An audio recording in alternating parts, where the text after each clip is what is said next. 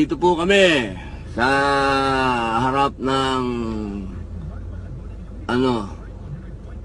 Senado ng Bansang Pilipinas.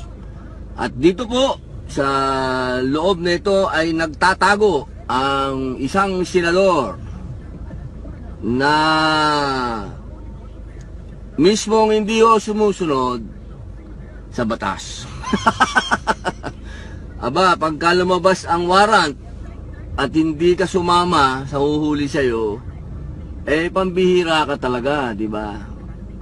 Anong pinaglalaban mo? Alam mo kami mga ordinaryong tao, kapag may kaso,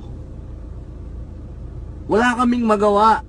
Kapag sinabi ng pulis na kailangan namin sumama sa kanila, sumasama kami.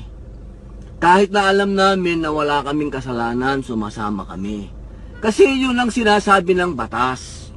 Doon tayo magpaliwanag. Diba? Alam mo ako, nakakasuhan ako ng pagpapatayo ng paaralan.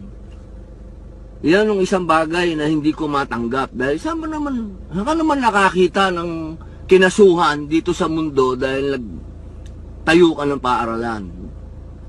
Nasa akin lahat ang dahilan para hindi ko pansinin yun, magmatigas ako. Pero hindi ako nagtago sa Senado. Hindi ako nagsumbong sa inyo. Ang ginawa ko, hinayaan akong makasuhan ako, hinarap ko yung kaso ko. Kasi yun ang sinasabi ng batas. Kailangan sumunod tayo sa batas.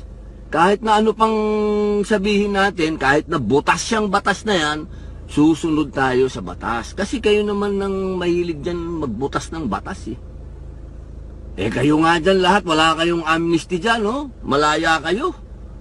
Ginastos nyo yung DAP? O meron bang nakasuhan sa inyo? Wala. Lahat kayo dyan. Meron bang kahit isa nakasuhan dyan sa DAP? Wala. Kasi pagpabor sa inyo, okay. Pagpabor sa inyo lahat, andyan, meron kayong anong tawag doon? May tawag kayo dyan Kayo ay may immunity dyan sa loob. At pati itong mga tagasunod nyo sa radyo, imbis na sabihin na sumunod ka muna sa batas, ang gusto, parang gusto pang papuntahin ng mga tao dyan dito, sa Senado, at gumawa tayo ng style dilaw uli, people power, Hindi na ba kayo nagsawa dyan?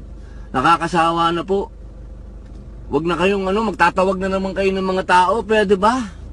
Mag-aaksaya na naman kayo ng mamaya dyan. Ang balita ko, dyan kayo matutulog sa Senado. Kayo ba nagbabayad ng kuryente dyan? Pambihira kayo.